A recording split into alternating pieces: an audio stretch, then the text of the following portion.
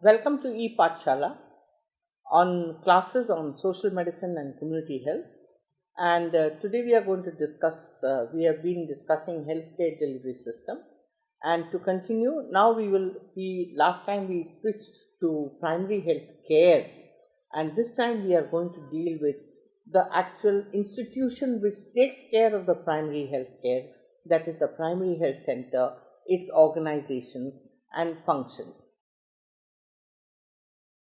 A word of thanks to the guidance of Professor C.P. Mishra and his team from Aligarh Muslim University. Thank you. In the learning objectives, we have 4 objectives, and we learn at the end of the lesson we would be able to know what is the background and the introduction of primary health centers, what is the service delivery pattern at the primary health center level, the minimum requirement of the service delivery at the primary health center, and the Indian public health standards for maintaining a primary health center, and last of all, functions of the primary health center in different areas and programs. Now, what is the concept of the primary health center? See, way back in 1946, the Bohr Committee gave a concept of the primary health center as a basic health unit. This Bohr Committee was the one which instituted a area. They said that if we divide the whole area into smaller bits, which would be more approachable and we could look after it.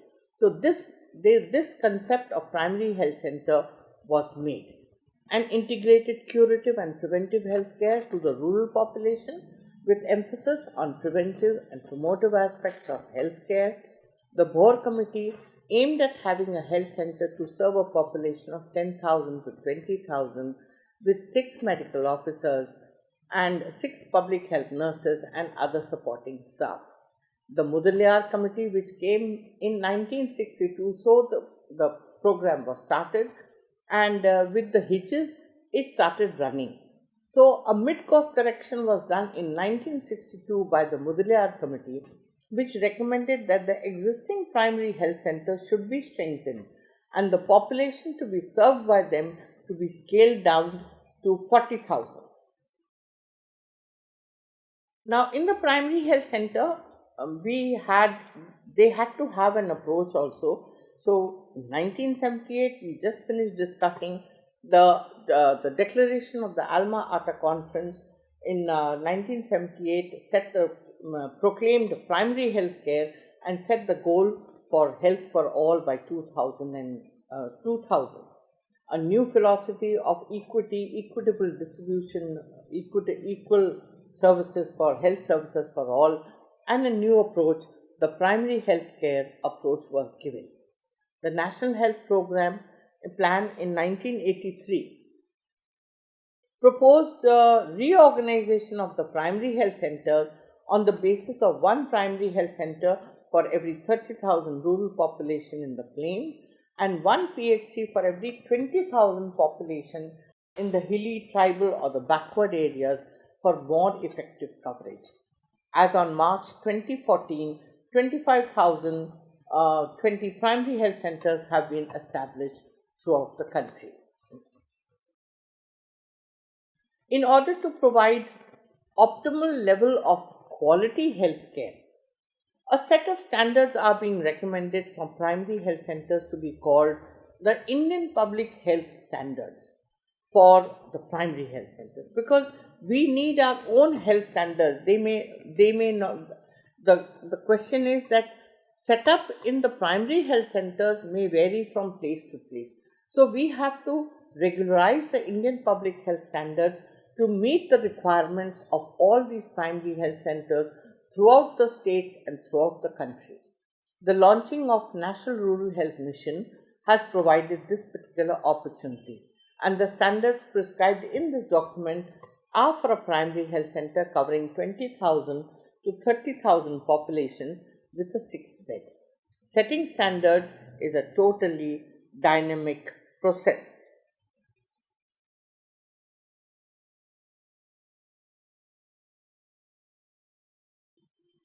The overall objective of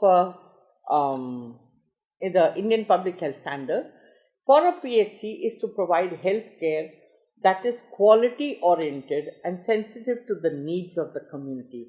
So that means it must be quality, it must provide quality, we cannot provide less than what is required, and it must be acceptable to the community at large.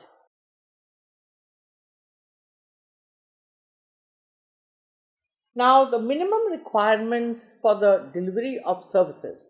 The following requirements are being projected based on the basis of 40 patients per doctor per day. Of course, normally it could be 40 patients in a primary health center, and the figure could vary as per the season wise and as per situation wise. Now, 60% of the utilization of available indoor and observation beds, out of the 6 beds, at least 60% utilization should be there, of which 2 are kept mostly for maternal uses, that is for delivery services. And as regards manpower, 1 more medical officer may be from Ayush or a lady doctor. That is, like we said, if the medical today's medical requirements must go hand in hand with the traditional medicine, and that is why this particular doctor is now being placed at the primary health center to meet the requirements of the people. To the existing total staff strength of 15 in the PHC to make it a 24/7 services delivery center. Now, the Indian public health standards for primary health centers are expected to be as follows. The Central Council of Health, at its first meeting held in January 1953, had recommended the establishment of primary health centers. Now, PHCs are actually not spared from the issues such as inability to perform up to the expectation due to non-availability of doctors at the PHCs, which is the most common excuse. And even if posted doctors do not stay at the primary health center headquarters, inadequate physical infrastructure and facilities and insufficient quantities of drugs. Now, these are actually the basic excuses which are normally faced in day to day from the primary health center. Doctors posted do not go there, patients are drawn away from there, inadequate physical structure is there, they say the fan is not working or whatever it is, then there are no drugs and insufficient quantities of drugs are there. So none of these rules will now hold good, and there is definitely a lack of accountability to the public and the lack of community participation, with a lack of set standards for monitoring quality care. So all these have now to be seen to in order to provide optimal levels of quality health care, which is a set of standards are being recommended for primary health center to be called the Indian Public Health Standards for Primary Health Centers. In other words, now these will become the landmark measurement standards for each and every primary health center to be maintained. So the objectives of IPHS for primary health centers are: 1. To provide comprehensive primary health care to the community through the primary health centers. That means primary health care which is acceptable, equitable, approachable, affordable to every single member of the community, and to achieve and maintain an acceptable standard of quality of care, to make the services more responsive and sensitive to the needs of the community. So, therefore, the minimum requirement at the PHC for meeting the IPHS standards are: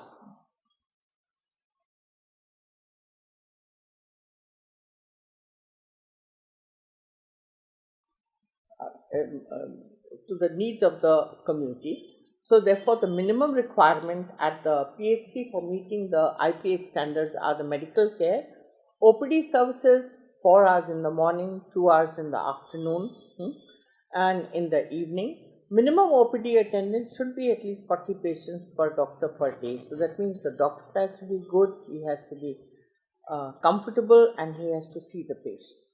24 hours emergency services should be there, appropriate management of injuries and accidents, first aid. The simpler accidents and the simpler injuries and accidents would be able to look after, otherwise the rest would be referred to the higher centers. Stabilization of the condition of a patient before referral, dog bites, snake bites, scorpion bites and other emergency conditions. Then the referral services have to be streamlined. And of course, we have the inpatient service, which is the 6 beds. So immediate emergency admission can be done before they are referred to the higher centers. Now, in maternal and child health care, including family planning, antenatal care is most important.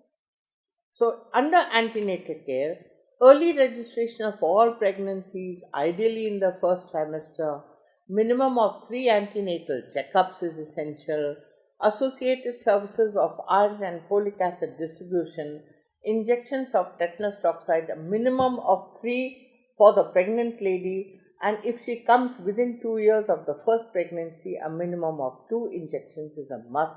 Minimum laboratory investigations like hemoglobin, urine for albumin and sugar to find out that she might not be toxemic, and RPR test for syphilis. Nutrition and health counseling they are very important factors, and identification of high-risk pregnancies and their appropriate management. What is high-risk pregnancy? High-risk pregnancy are those women who complain of high blood pressures or even borderline blood pressures. They have edema on either single or both the feet, and edema which disappears at rest. So this could be nutritional edemas, or it could be edema because of the toxemia of pregnancy. And once you examine the urine, there could be protein in the urine. So all these, a combination of all these, or even 1 or 2 factors, could be that the woman, and there could be low hemoglobin. So she could be approaching, or maybe her previous child was a cesarean section and it was a high risk case. So these high risk pregnancies have to be screened out in time so that appropriate management can be given to these. And chemoprophylaxis for malaria in high malaria endemic zones, as per the national malaria program guidelines, have to be given. And first of all, most important, referral to first referral units and other hospitals in case an emergency arises or there is a high risk pregnancy. They must be referred to the other hospitals in time. So this is basically becomes a first screening set in the line of medical services in the rural areas. Now, intranatal services. Delivery services have to be managed, and since there are beds associated, beds provided in the primary health center, so therefore you have 2 beds for round the clock deliveries, and others may be taken as and when needed. So a promotion of institutional deliveries is a must. Conducting of normal deliveries is a must. Assisted vaginal deliveries, including forceps and vacuum delivery whenever required, and if and when the doctor is available to do it comfortably. And of course, the manual removal of placenta should be done, and it should be seen that the placenta is complete in all respects, and should see for calcification spots in the placenta, and appropriate and prompt referral for cases needing specialist care, management of pregnancy-induced hypertension, including referrals, pre-referral management, that is obstetric first aid, and in obstetric emergencies that need expert assistance. So either they could be managed there, or they must be immediately referred to the first referral units and be sent to the community hospitals.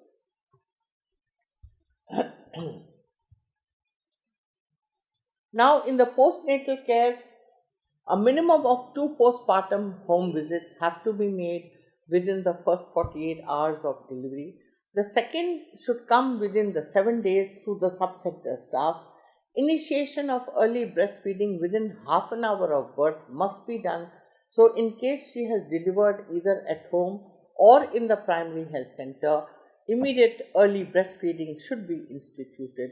Education on nutrition, hygiene, contraception, and prevention of infection during the postnatal period. Essential newborn care as per the guidelines of the Government of India on essential newborn care, and others, that is the provision of facilities under the Janani Suraksha Yojana. These are a must and they should be carried out in toto within the framework of the primary health center.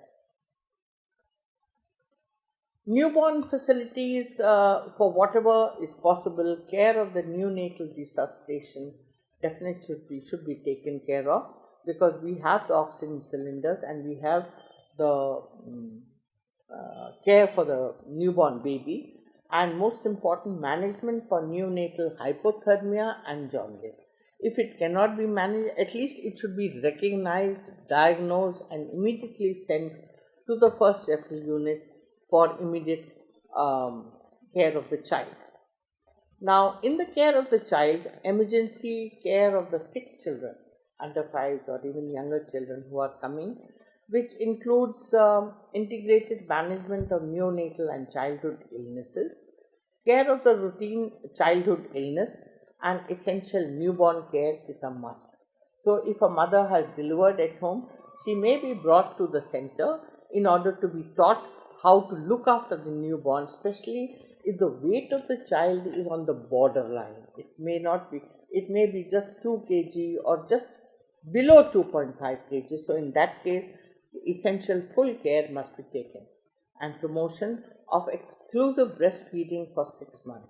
Most important, I must mention here that health education should be constantly given during the antenatal period, that the moment the child is born, they should not feed the child any other drops of, for example, there are a habit of giving goat's milk or cow's milk drops or honey through a cotton stick or a swab or even with a dirty spoon.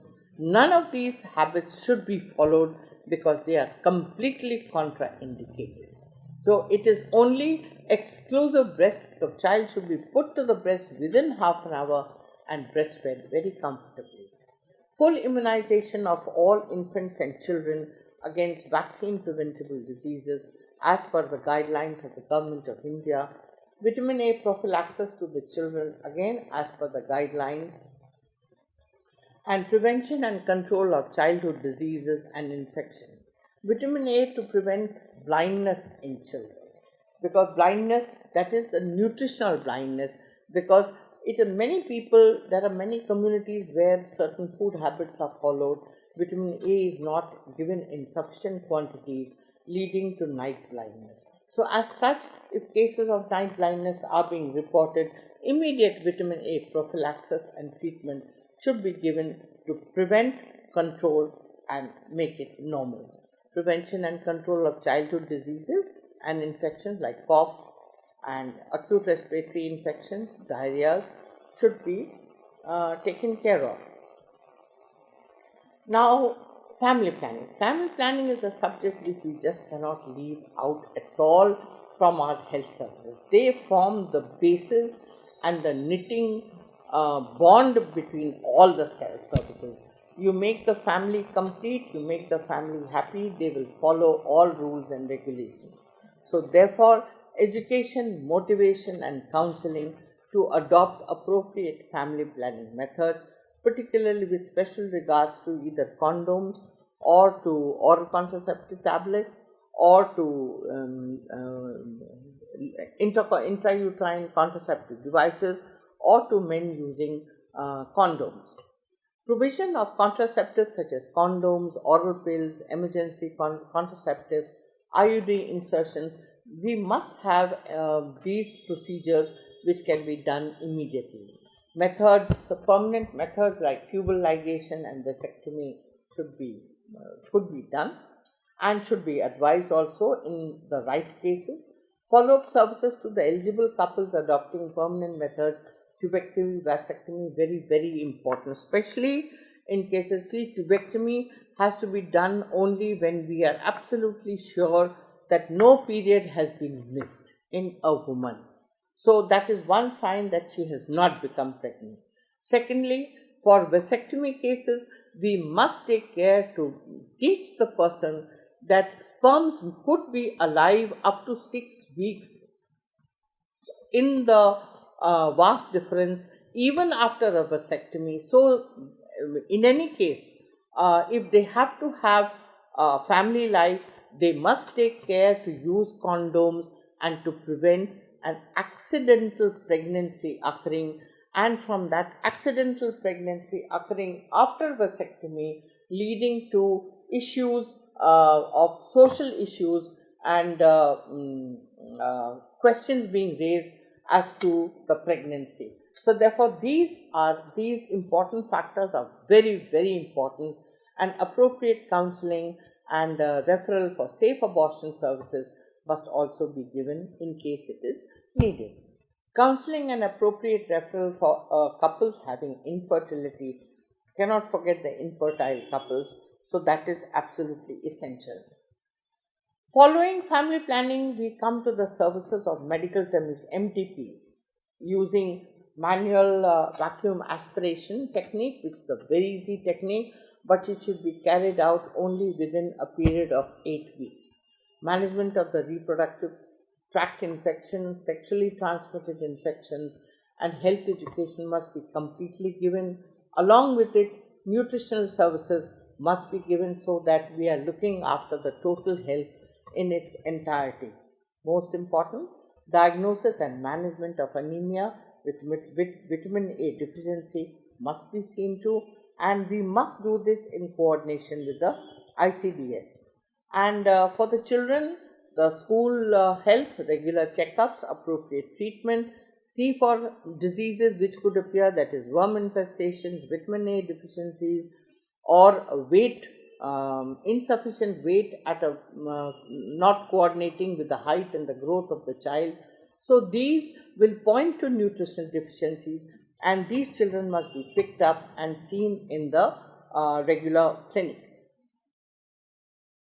Adolescent healthcare, lifestyle education, promotion of safe drinking water, basic sanitation, prevention of locally endemic diseases like malaria, kala-azar, Japanese encephalitis, disease surveillance, control. These are all parts and parcels of the care which has to be given at the village level. Then most important, promotion of sanitation, using of toilets and appropriate garbage disposal is absolutely essential. Then collection and reporting of vital status events. Cannot forget the registration of birth and deaths. So that is an important event, and that has to go into the municipal record. And of course, education about health and behavioral change. So these early changes must be noted and must be treated as soon as possible. National health programs, including reproductive and child health programs, HIV, AIDS control programs, non-communicable disease control programs, and of course, let us not forget the gamut of infective disease, that is tuberculosis, leprosy, malaria. All these have to be seen to at the local levels, and all cases have to be reported as soon as possible to the medical officers at the primary health center in case they might be starting on an epidemic. So control of epidemic as per the national guidelines is also essential. Now, I was talking about disease surveillance. Disease surveillance is important because primary health center will collect and analyze the data from the sub-center and will report information to the district surveillance unit. Appropriate preparedness and first level action in outbreak situations. Laboratory services for diagnosis of malaria, tuberculosis, typhoid with the rapid diagnostic kits, and detection of fecal contamination of water with a rapid test kit and chlorination levels in case we start a diarrhea epidemic. Then national control of blindness. I just mentioned few points about this, about the treatment and diagnosis of common eye diseases. And in case it is necessary, refraction services for at the school level or at the adolescent level or at the senior citizen level, very essential. Then, of course, for the senior citizens, detection of cataract cases and referrals for cataract surgery. Then, under the National Program for Control of Blindness, we have the basic services should be there, that is for diagnosis and treatment of common eye infections, refraction services, detection of cataract and referral for cataract surgery. Then you have the national vector-borne diseases, in which you must look out for cases of malaria, microscopic confirmation should be there, suspected Japanese encephalitis, dengue, and immediately symptomatic treatment, hospitalization as per protocol should be followed immediately. Of course, in areas which is where Kala Azar is endemic zones, Kala Azar should be looked for. Then where filaria is endemic, we should look for the microfilaria cases and for the swelling of the foot and the fevers. Most important in today's context, we cannot forget the National AIDS Control Program. IEC information, education and communication activities to enhance awareness and preventive measures about the STIs and the HIVs and prevention of parents to child transmission, organizing of school health education programs, screening of persons practicing high risk behavior, and risk screening of antenatal mothers with one rapid test for HIV, and to establish referral linkages. Linkage with the Microscopic Center for HIV/TB coordination, and condom protection and condom distribution is a must. So therefore, we guide and we help patients with HIV or AIDS for receiving ART. Now, in the referral services, since this is a basic unit, we need to have appropriate referral services for referring to the higher centers. And in case anybody needs specialist care, or we need to stabilize a patient, or we need appropriate support for patient during a transport, or providing transport facilities either by the PHC vehicle or by the other available referral transport. So these are very important and provisions should be made for that.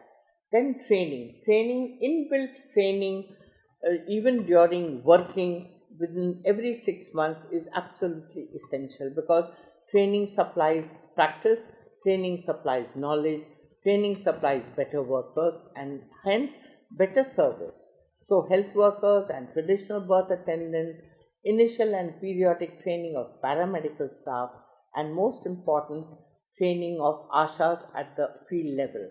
And why not periodic training of doctors also? This may be done at the district levels. Training of ANMs and LHDs in antenatal and skilled birth attendants should be done either at the primary health center, or they may be sent to the community health centers, or they may even be referred to the district hospitals for a training session. Essential laboratory services, which include the routine urine, the stool and the blood tests, bleeding time, clotting, VTCT, diagnosis of RTI, STDs with the wet mounting, sputum examination for tuberculosis is absolutely essential. Blood smear examination for either malarial parasite or for filaria, rapid test for pregnancy, and the test for syphilis, yaws, test for typhoid, and most important, test for fecal contamination of water, counting of the E. coli, so that if water is contaminated, and that too particularly the drinking source of water, immediate action has to be taken in order to purify and to clear that water. And estimation of chlorine levels of water using the different reagents and the different tests. So then we come to monitoring after all of practice and service. Monitoring and supervision of services are absolutely essential, and they are they will include monitoring and supervision of activities of the sub-center through regular meetings and periodic visits, monitoring of all the national health programs, because it is national health programs have to filter down right from the center to the peripheral levels. Monitoring activities of ASHA, who is a peripheral worker, should be done, and MOs should visit all sub-centers at least once a month. Health assistants, male and female, the lady health visitors, should visit sub-centers at least once a week. Then rehabilitation. For rehabilitation, disability prevention, early detection, intervention and referral is absolutely important. In case there is a fracture, in case they have polio, they have recovered. So disability prevention is most important, and early detection of all these, intervention and referral to the proper hospital is absolutely essential. The primary health centers would provide 24-hour delivery services and newborn care all 7 days a week.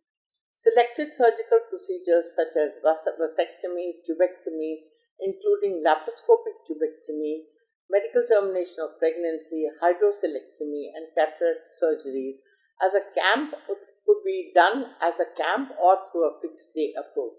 Then recording of vital events, most important, recording and reporting of vital statistics including births and deaths.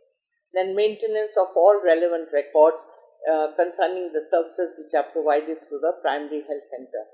Most important, the transport service must be kept in perfect order, because referral can come at any point of time. So the PHC should have an ambulance for transportation of emergency patients, and referral transport may be outsourced. If it is not an emergency situation, so certain taxis or cars could be hired and they could be paid for their services. Transport for supervisory and other outreach services should be there. Now, the staffing pattern of any primary health center would be manned by a medical officer. First, recommended is 3, along with the addition of an Ayush practitioner who joins as the 4th medical officer, and there should be an accounts manager. It's recommended, although we don't have in many centers.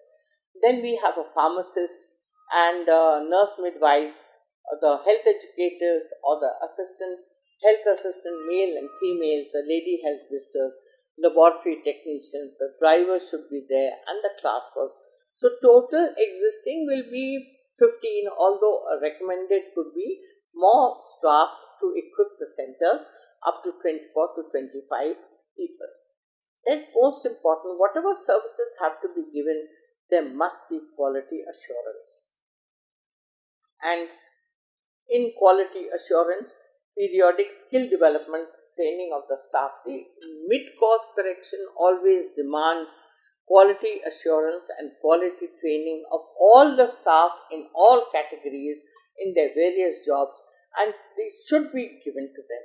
A few aspects that need attention are interaction and information exchange with a client or a patient, and attitudes of the healthcare provider is most important. If a healthcare provider is rude and doesn't look a very happy person, the patients are often they don't like it, and they would prefer to go to an outside sourced medical care provider, which would probably cost them. So therefore, attitude of healthcare providers needs to undergo a radical change so as to incorporate the feeling that the client is most important and needs to be treated with respect. Cleanliness should be maintained at all points. Last of all, monitoring. This is important to ensure that quality is maintained and also to make changes if necessary. Internal mechanism, record maintenance, checking, of course, these have to be maintained, and monitoring through the PRI or the village health committees or through the Rogi Kalyan Committee.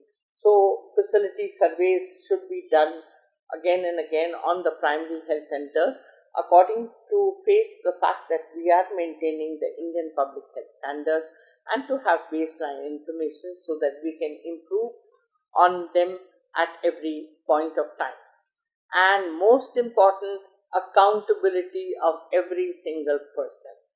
Every single worker is accountable for his or her reactions, and the Charter of Patients' Rights should be made available in every PHC. Every PHC should have a Rogi Kalyan Samiti or a primary health center's management committee for improvement of the management and service provisions of the primary health center in order to give primary health care to each and every patient or to each and every individual of this country. To summarize, the organization of the primary health center consists of a medical officer in charge, along with the other staff, which provides basic preventive, promotive, curative services such as MCH services, adolescent, various national health programs are run, safe drinking water, hygiene, along with health education, IEC, and activities to improve the health conditions of the population have to be maintained. And with this, thank you for visiting IPHS.